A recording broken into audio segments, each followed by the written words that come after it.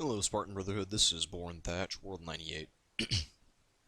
I just want to take some time and review towers and traps. Now, there's a controversy, especially early game, about towers versus traps. So, this is a city that I started rather recently on World 86. Um, so it's not very developed, as you can see.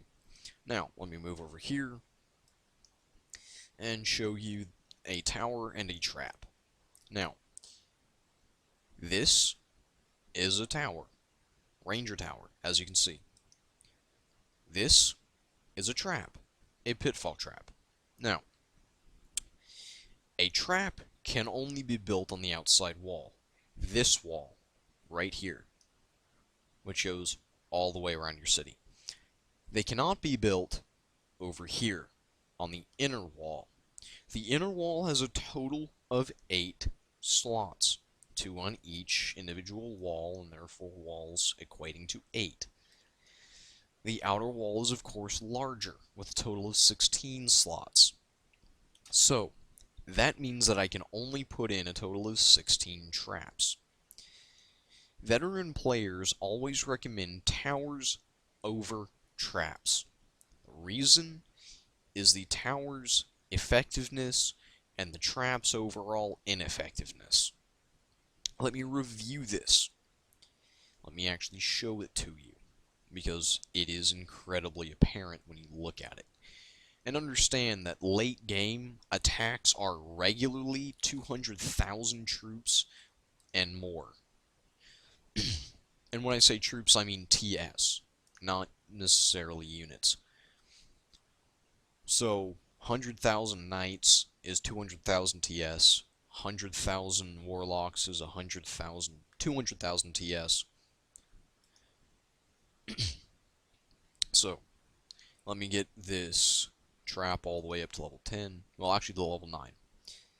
Because from level 9 in the build selection, it shows you what happens at the next level. So, at level 10, it will neutralize 1,000 attacking troops. 1,000 TS.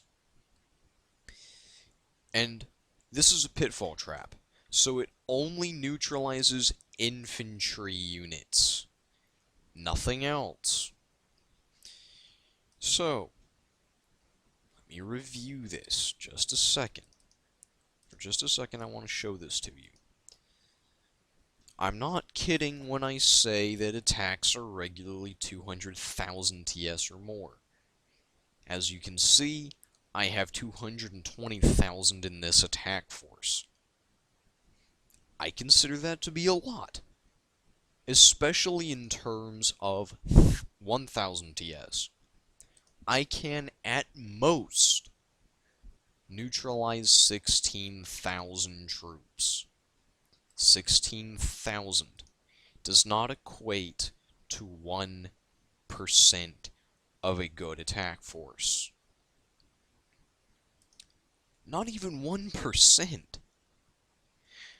Now, you might be looking at a tower which only reinforces 2,000 units a hit, and kind of be asking, why is it so much better?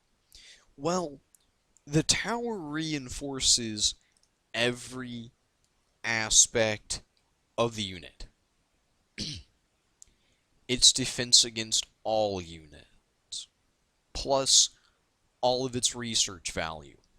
So, in this city, in this castle, if I had rangers in this castle, they would get plus 100% to their 80 defense against infantry, making their defense against infantry 160. That's a lot. Quite a bit. Especially considering that I can put a lot of those towers in here. 24. Now, usually 1 or more lookout towers is recommended. In a castle, you're going to want 2 or 3 and 4 if it's a water castle. But we don't want water castles, so stay away from those. So, two lookout castles, two lookout towers, and a castle. The rest should be towers. A Ranger Tower, Guardian Tower, Templar Tower, and Ballista Tower. Those are your options. And it doubles their effectiveness. Now, when I say it doubles its effectiveness, not only does it double its main use, it also doubles its weakest value, which is, for a Ranger, defense against cavalry.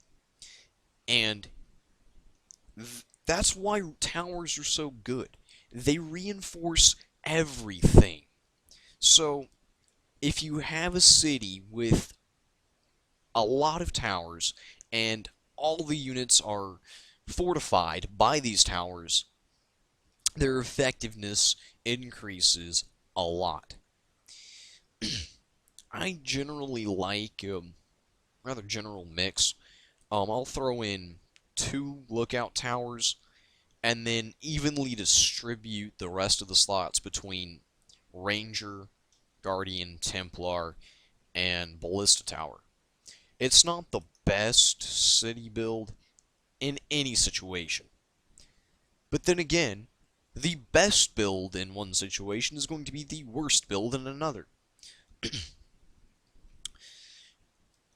Now, if you're defending against a lot of magic attacks, it would be a rather good idea to put in Templar towers and recruit Templar. Now, that's not going to do you a whole lot of good if you suddenly get attacked by Berserkers. Because, yes, the Templars are still fortified, but they're being attacked at their weakest. So, I kind of like a rather round defense force. But if I were to build a water castle, I would probably put in a lot of Templar towers and a lot of Ballista towers and not much else. The reason is, they're probably going to be trying to demolish the water castle, which is why you're going to want to fill it up with Ballista to stop siege engines. And you're going to want towers to fortify those. Now, actually, the water units are weak against magic. The sloop is weak against a mage attack. So, they're going to send mages against you. So, it's a rather safe bet that you're going to get assaulted by mages and warlocks. Because of this, fill it with Templars and Paladins, mostly Templars. And in that case, you're going to want several Templar towers to reinforce the Templars you have, just to take the edge off the magic that's coming your way. That's just one example. You can customize the tower mix as you need. But the tower increases effectiveness no matter what's attacking you. Which is why it's more versatile than a trap, which is why it's more effective than a trap. A trap is only good in one situation only. And in that situation, it's not even that good. It doesn't do its job good enough to justify it. You could spend your resources better elsewhere, on different buildings, and the slots that it takes up have been wasted. You could have been putting in better buildings there. And I'm pretty sure that wraps this up. It's just, stay away from traps. They aren't effective. Now, early game, it's not as bad. It kind of takes the edge off some plunder, but there are other ways to take the edge off of a plunder. Better ways to do it. Which is why towers are generally better at every stage. So, with that, I'll let you go research some more and let you find out how bad they are for yourself. Thank you.